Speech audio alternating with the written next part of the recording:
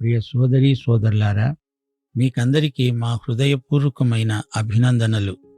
మీరంతా క్షేమంగా ఉన్నారని, అనుదినము సత్యవేద పారాయణమందు ఆనందిస్తున్నారని ఆశిస్తాము. ఈ రోజున దేవుడు తన వాక్యమును వెల్లడి చేయగోరుతున్నాడు. వాక్యపు వెలుగు మీ హృదయాలను నింపాలని ప్రార్థిస్తున్నాము. రండి, ప్రార్థన చేసుకుందాము. పరమతండ్రి, నిన్ను స్తుతిస్తున్నాము. నీకు మహిమా ప్రభావములు ఆరోపిస్తున్నాము.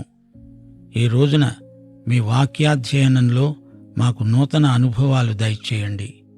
వాక్య సత్యాలను మా ఆత్మలపై ముద్రించండి. మా శ్రోతల వ్యక్తిగత జీవితాలలో మీ వాక్య ప్రభావం వృద్ధి అయ్యేటట్లు చేయండి. వారి ఆధ్యాత్మిక జీవితాలలోకి ఉజ్జీవం రప్పించండి. కుటుంబాలను ఆశీర్వదించండి. తల్లిదండ్రులు, వారి సంతానము నీ వాక్య ప్రమాణానికి ఎదిగేలా వారిని దీవించండి. వాక్య జలముతో వారి ప్రవర్తనను శుద్ధి చేయండి. రోగగ్రస్తులను పరామర్శించండి. వారికి మీ సమృద్ధిలో నుండి ఆరోగ్యము దయచేయండి. ఫలించే జీవితాలను మాకు అనుగ్రహించండి. కృప వెంబడి కృపను మాకు వాగ్దానం చేశారు. మీ వాక్యౌషధం మా సమస్త శరీరానికి ఆరోగ్యం. పిల్లలను ఆశీర్వదించండి. జ్ఞానమందు, వయస్సునందు వారికి ఎదుగుదల దయచేయండి. దేశంలో ఉన్న సమస్యలు, కలిగే ప్రకృతి వైపరీత్యాలు మీ బిడ్డలకు ఎట్టి కీడు వాటిల్లకుండా కాపాడండి. దైవ సేవకులు మీ పని మీద ఉన్నారు గనుక వారి అక్కరలను మీ సమృద్ధిలో నుండి తీర్చండి. ఆస్పత్రులలో రోగుల మధ్య జరిగే సేవను ఆశీర్వదించి విస్తృతపరచండి. మీ ప్రియకుమారుడైన యేసుక్రీస్తు రాకడ కోసమై ప్రజలను సిద్ధపరిచే మీ సువార్తికులను బలపరచండి. దేవా, మీ బిడ్డలు విశ్వసనీయులై బ్రతికేటట్లు కృప అనుగ్రహించండి. నేటి వాక్య పఠనయందు మీ వాగ్దానం చొప్పున మాకు నూతన అనుభవాలు దయచేయండి. సైతానీయ దుష్టశక్తుల బారి నుండి మీ బిడ్డలను తప్పించండి. ఈ రోజున మీ మధుర స్వరం వింటున్న మీ ప్రజలు మీకు సన్నిహితులై, నిర్దోషులై మీ సన్నిధిలో జీవించే కృప అనుగ్రహించి మహిమ పొందుమని ప్రభు అయిన యేసుక్రీస్తు వారి శక్తిగల నామమున ప్రార్థిస్తున్నాము తండ్రి. ఆమేన్. ప్రియ శ్రోతలారా, గత పాఠంలో సమాధాన బలి వివరాలు నేర్చుకున్నాము. దేవునితో సహవాసం మనకు కావాలంటే యేసు రక్తం అవసరం. యేసు ద్వారా రక్షింపబడిన వారికి మాత్రమే దేవునితో సహవాసం ప్రాప్తిస్తుంది. రక్షణను మనకు అనుగ్రహించిన యేసును బట్టి మనకు దేవునితో సహవాసం లభించింది. దేవునికి స్తోత్రం. గొర్రె మేకలలో నుండి తెచ్చిన బలి పశువును వధించడం, దాని కొవ్వును పూర్తిగా దహించడం జరిగింది. కొవ్వు, రక్తం ఎవరూ తినకూడదు. కొవ్వు దేవునికే పూర్తిగా ఇచ్చివేయాలి, దహించాలి. మన విమోచకుడు మనకు అనుగ్రహించిన కృపల కోసం ఆయనకు కృతజ్ఞతాస్తుతులు. మన ప్రాణానికి ఆధారం రక్తమే. యేసు మనకు అనుగ్రహించిన విమోచనకు రక్తమే ఆధారం. దానిని బట్టే మనకు దేవునితో సహవాసం. ఇదే ప్రభువు భోజనపు బల్ల. రక్షణ యేసు రక్తం వల్లనే. పవిత్రీకరణ, సేవ అంటే కొవ్వును దహించడమే. రోమాపత్రిక 12వ అధ్యాయం, యోహాను సువార్త 15వ అధ్యాయం 14వ వచనం, ఫిలిప్పీ పత్రిక 3వ అధ్యాయం 10-14 వచనాలలో ఇదే దివ్య సత్యం బోధించబడింది. యేసు స్నేహితులం. మనకు దేవుని సహవాసంలో ఎన్నెన్నో అనుభవాలు. ఆయన మరణ విషయంలో మనకు సమానానుభవం ఉండాలి. ఈ సమాధాన బలి లేవియకాండం 7వ అధ్యాయంలో ఇంకా వివరంగా చెప్పబడింది. దేవుని సమాధానాన్ని పూర్తిగా అనుభవించాలంటే మిగతా బలులన్నిటి సారాంశం పూర్తిగా అవగాహన చేసుకొని ఉండాలి. బలిపశువు వక్షమును, భుజాలను అహరోను అతని కుమారులు తీసుకుంటారు. వక్షస్థలం యేసు ప్రేమను, భుజాలు ఆయన బలపరాక్రమములను చూపుతాయి. ఆయనే మన నిత్య రక్షణకు కారకుడు. ఆయనే మనలను రక్షించగల సమర్థుడు. ఇప్పుడు ఈ రోజున మన పాఠం లేవియకాండం 4వ అధ్యాయం. జాగ్రత్తగా వినండి. ఈ అధ్యాయంలో అజ్ఞానకృతమైన పాపాలు, యాజకుడు చేసే పాపాలు, సామాజికమైన పాపాలు, అధిపతుల పాపాలు, సాధారణ ప్రజల పాపాలు, పాప పరిహార బలి నియమాలు వివరంగా వర్ణించబడ్డాయి. ఇంతవరకు దహన బలి, నైవేద్య బలి, సమాధాన బలి వివరించబడినవి. ఈ మూడు యెహోవాకు ఇంపైన సువాసన గల పరిమళ హోమములు. ఈ మూడిట్లో యేసుక్రీస్తు యొక్క వ్యక్తిత్వం, మహిమాన్వితమైన ఆయన సౌశీల్యం మనకు కనిపిస్తాయి. అయితే మరో 2 బలులు యేసు శిలువ మీద మన పాపాల నిమిత్తం చేసిన రక్తబలిని చూపుతాయి. ఇవి 2 ఇంపైన సువాసన హోమాలు కావు. పాప పరిహార బలిలో పాపం ఒక స్వభావంగా చూపబడుతుంది. అతిక్రమ బలిలో పాపమనేది ఒక క్రియగా కనపరచబడింది. సోదరీ సోదరులారా, ప్రియ శ్రోతలారా, ఈ ప్రాముఖ్య సత్యాన్ని జ్ఞాపకం ఉంచుకోండి. మానవుడు స్వభావరీత్యా పాపి. అంతేకాదు, పాపక్రియలు చేస్తాడు కాబట్టి పాపి. పాపి కాబట్టి పాపం చేస్తాడు, పాపం చేస్తాడు కాబట్టి పాపి. ఈ 2 సత్యాలను ఈ 2 బలులు ద్యోతకం చేస్తాయి. పాప స్వభావాన్ని బట్టి మనిషి పాపక్రియలు చేయటం జరుగుతుంది. గమనించండి, పాప పరిహార బలిలో కొన్ని ప్రత్యేక లక్షణాలున్నాయి. దహన బలిని గురించి 17 వచనాల్లో చెప్పబడింది. నైవేద్య బలిని గురించి 16 వచనాల్లో వర్ణించబడింది. సమాధాన బలి విషయం కూడా 17 వచనాల్లో ముగించబడింది. అపరాధ బలి 19 వచనాలు, పాప పరిహార బలి 35 వచనాలు. దేవుని ఆత్మ ఈ చివరి 2 బలులకు విశేష ప్రాముఖ్యమిచ్చాడు. పాప పరిహార బలి ఇప్పుడు ఇక్కడ ప్రత్యేకంగా ప్రవేశపెట్టబడింది. లేఖనాలలో మొదటిసారిగా ఇది పేర్కొనబడడం గొప్ప విశేషం. ధర్మశాస్త్రం రాకముందు నుండే మానవుడు పాపి. అయితే మానవుడు పాపి అనే విషయాన్ని బయలుపరిచింది ధర్మశాస్త్రమే. పాప పరిహార బలి అనేది పస్కా, పెంతెకోస్తు పండుగల్లో, బూరలు ఊదే పండుగలో, పర్ణశాలల పండుగలలో అర్పించబడుతుంది. యామ్ కిప్పూర్ అనే ప్రాయశ్చిత్త దినాన కూడా ఈ పాప పరిహార బలి అర్పించబడుతుంది. అప్పుడు ప్రధాన యాజకుడు అతి పరిశుద్ధ స్థలంలోకి వెళుతాడు. పాప పరిహార బలికి, దహన బలికి తేడా ఉంది. ఈ 2 బలులు ఒకే చోట అర్పించబడతాయి. దహన బలి రూపమైన పశువులను వధించే చోట పాప పరిహార బలి పశువులను యెహోవా సన్నిధిలో వధించాలి. అది అతి పరిశుద్ధం. దహన బలి ముగిసినప్పుడు పాప పరిహార బలి మొదలవుతుంది. దహన బలి యేసు ఎవరో చెబితే, పాప పరిహార బలి యేసు ఏమి చేశాడో చూపుతుంది. దహన బలిలో క్రీస్తు దేవుని మహోన్నత పవిత్ర ప్రమాణాన్ని నెరవేర్చాడు. పాప పరిహార బలిలో మానవుని ప్రగాఢమైన అక్కరను క్రీస్తు తీరుస్తున్నాడు. దహన బలిలో ఎంత అమూల్యమైన వాడో, యేసు శ్రేష్ఠత్వము ఎంత గొప్పదో చూస్తాము. పాప పరిహార బలిలో పాపము దేవునికి ఎంత అసహ్యమైనదో, హేయమైనదో చూడగలం. ఇప్పుడు లేవియకాండం 4వ అధ్యాయం 1వ వచనం నుండి జాగ్రత్తగా వినండి. యెహోవా మోషేకు ఇలాగు సెలవిచ్చాడు. ఇశ్రాయేలీయులకు చెప్పు, యెహోవా ఆజ్ఞలన్నిటిలో దేని విషయమైన ఎవరైనా పొరపాటున చేయరాని కార్యములు చేసి పాపి అయిన ఎడల, ఎట్లనగా ప్రజలు అపరాధులగునట్లు అభిషిక్తుడైన యాజకుడు పాపము చేసిన ఎడల, తాను చేసిన పాపమునకై నిర్దోషమైన కోడెదూడను యెహోవాకు పాప పరిహారార్థ బలిగా అర్పించాలి. అతడు ప్రత్యక్షపు గుడారము యొక్క ద్వారమునకు యెహోవా సన్నిధిని ఆ కోడెను తీసుకుని వచ్చి, కోడె తల మీద తన చెయ్యి ఉంచి యెహోవా సన్నిధిని కోడెను వధించాలి. అభిషిక్తుడైన యాజకుడు ఆ కోడెదూడ రక్తములో కొంచెము తీసి ప్రత్యక్షపు గుడారానికి దానిని తేవాలి. ఆ యాజకుడు ఆ రక్తములో తన వేలు ముంచి పరిశుద్ధ మందిరము యొక్క అడ్డతెర ఎదట ఆ రక్తములో కొంచెము 7 మారులు యెహోవా సన్నిధిలో ప్రోక్షించాలి.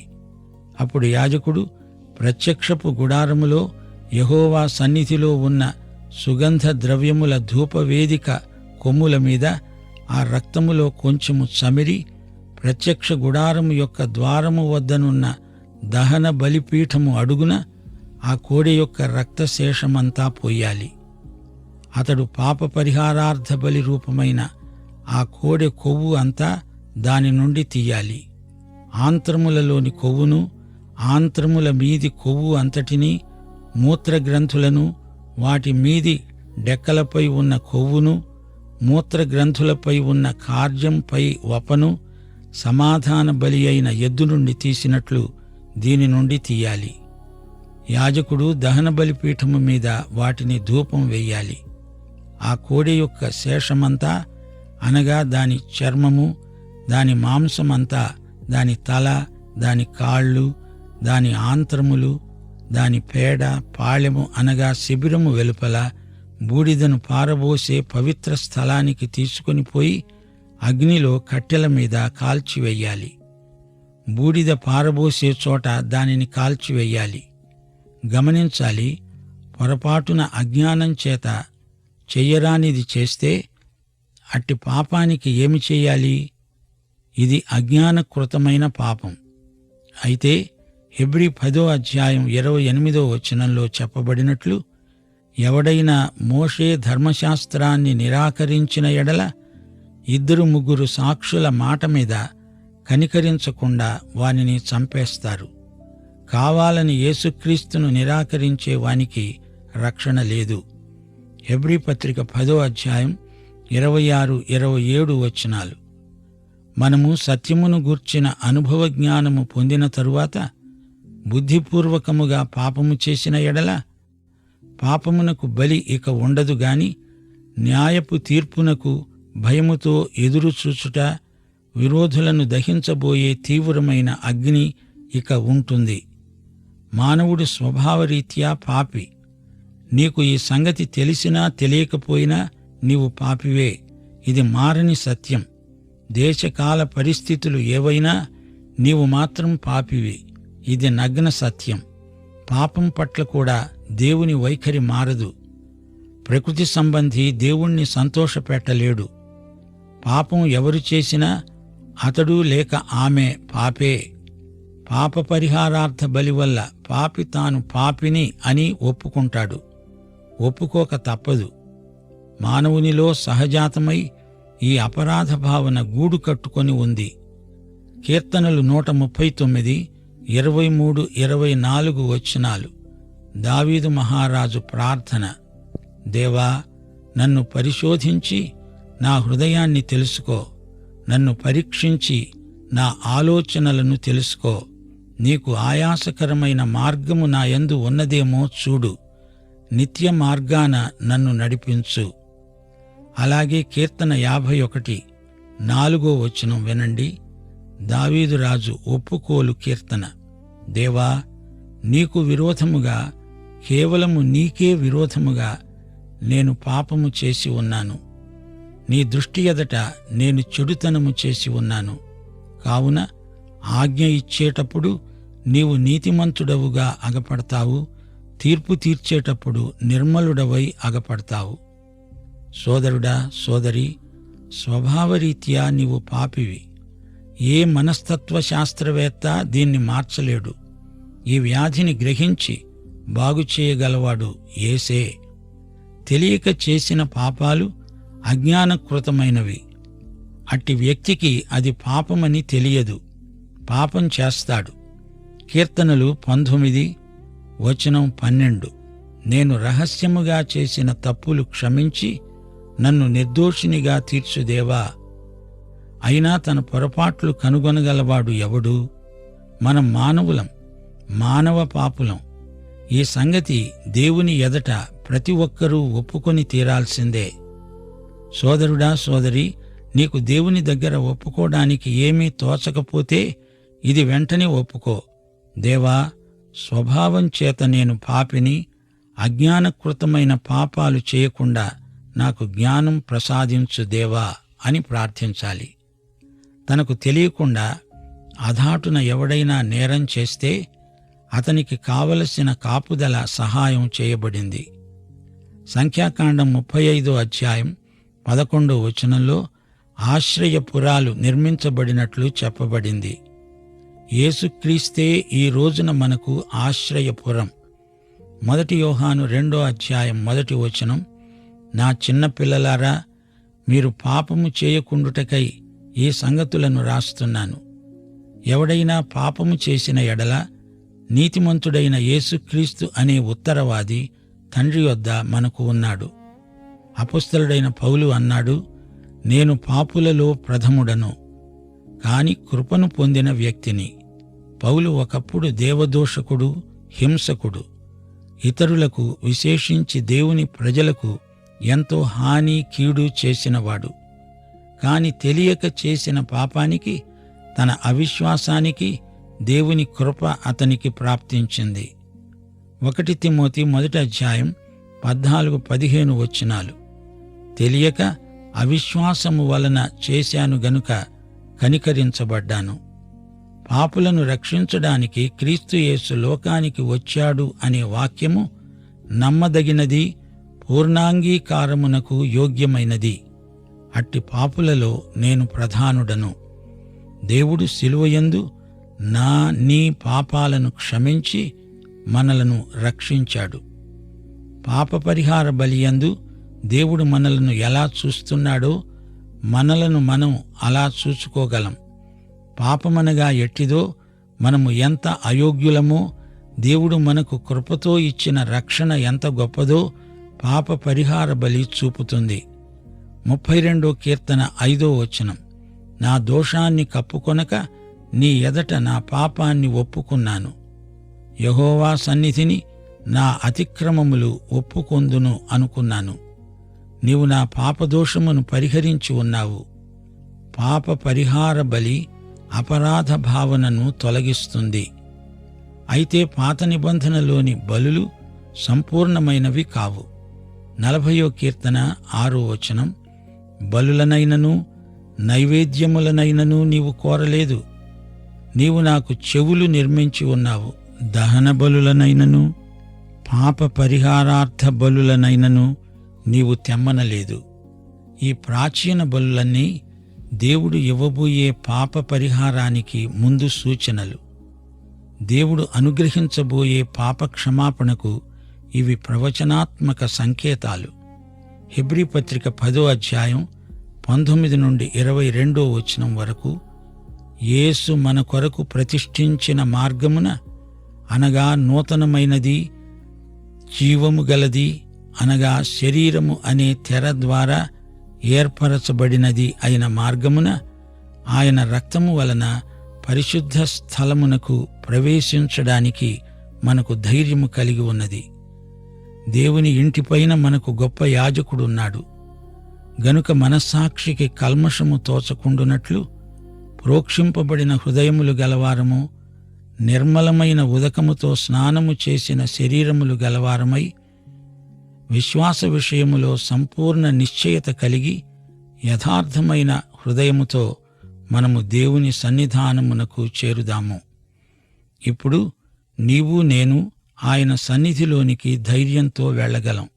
ఎందుకనగా యేసే మన పాప పరిహార బలి అయ్యాడు. మనము తెలియక చేసిన పాపాలకు కూడా ఆయనే పాప పరిహారమై ఉన్నాడు. మానవుని విషయమై దేవుని వైఖరి ఎలాంటిదో చూడండి. దేవుని నీతికి, దేవుని న్యాయానికి మరోవైపున ఏముందో చూడండి. దేవుడు మానవుని పట్ల చూపే న్యాయం ఎంతో గొప్పది. బహుమానాలు ఎలా తారతమ్యము గలవో దేవుని శిక్ష కూడా పలు విధాలు. మానవుని బాధ్యతలు కూడా ఎన్నో విధాలు. బాధ్యత ఎంత గొప్పదో అందులో కూడా తరతమ భేదాలున్నాయి. పాప పరిహార బలిలో పాల్గొనే వ్యక్తులు ఎలాంటివారో చూడండి. యాజకుడు చేసే పాపాలు. అతడు నాయకత్వ పదవి అధిరోహించి ఉన్నాడు. నాయకుడు తప్పు చేస్తే ప్రజలందరూ తప్పు చేస్తారు. నాయకుని పాపమే ప్రజల పాపమవుతుంది. యాజకుడు ఎలాంటివాడో అతన్ని వెంబడించేవారు అలాంటివారే అవుతారు. బలి అర్పించేటప్పుడు ఒక కోడెను తేవాలి. యాజకుని పాపం ప్రత్యేకమైనది. పాపం అందరిలో ఒకటే, కాని యాజకుని బాధ్యత వేరు, సాధారణ వ్యక్తుల బాధ్యతలు వేరు. అతడు చేసే బలి విలువను బట్టి అతని బాధ్యత ఎంత గొప్పదో మనం నిర్దేశించగలం. కొత్త నిబంధనలో కూడా క్రైస్తవ విశ్వాసికి హెచ్చరికలు ఇవ్వబడ్డాయి. పాపమనగా మేలైనది ఎరిగి ఉండి దానిని చేయకుండుట. యాకోబు పత్రిక 4వ అధ్యాయం 17వ వచనం. యాకోబు పత్రిక 3వ అధ్యాయం 1వ వచనంలో అందుకే భక్తుడు చెప్తున్నాడు, నా సహోదరులారా, బోధకులమైన మనము మరి కఠినమైన తీర్పు పొందుదుమని తెలుసుకొని మీలో అనేకులు బోధకులు కావద్దు. నీవు బోధకుడవా? అయితే నీకు గొప్ప బాధ్యత ఉంది. దేవుని పని ఏదైనా అది నీకు అప్పగించబడిన గొప్ప బాధ్యతే. ఆశీర్వాదాలన్నిటితో పాటు బాధ్యతలు వస్తాయి. నీకు అప్పగించబడిన బాధ్యతల విషయమై నీవే నీ దేవునికి లెక్క అప్పగించాలి. యాజకుడు కూడా మానవుడే, మానవ బలహీనతలు ఉన్నవాడే. హెబ్రీ పత్రిక 7వ అధ్యాయం 28వ వచనం, ధర్మశాస్త్రము బాధ్యత గల మనుష్యులను యాజకులనుగా నియమిస్తుంది. అయితే మన ప్రధాన యాజకుడైన యేసుక్రీస్తునందు అట్టి బలహీనత ఏదీ లేదు. హెబ్రీ పత్రిక 4వ అధ్యాయం 15వ వచనం, మన ప్రధాన యాజకుడు మన బలహీనతల యందు మనతో సహానుభవము లేనివాడు కాడు, గాని సమస్త విషయములలో మనవలనే శోధించబడినా ఆయన పాపము లేనివాడు. పాప పరిహార బలికి, దహన బలికి కొన్ని పోలికలున్నాయి. తెర ముందు 7 సార్లు రక్తం ప్రోక్షించాలి. అపరాధికి దేవునికి గల సంబంధాన్ని ఇది తెలియచేస్తుంది. ధూపవేదిక కొమ్ములకు ఆ రక్తం పుయ్యాలి. ప్రార్థనకు సంకేతం ధూపవేదిక. తిరిగి దేవుని సన్నిధిలో ప్రార్థన విజ్ఞాపనలకు అతనికి పునరుద్ధరణ జరిగింది. దేవుడు మనల్ని అంగీకరించటము, మనము ఆయనను ఆరాధించటము యేసుక్రీస్తు రక్తాన్ని బట్టే.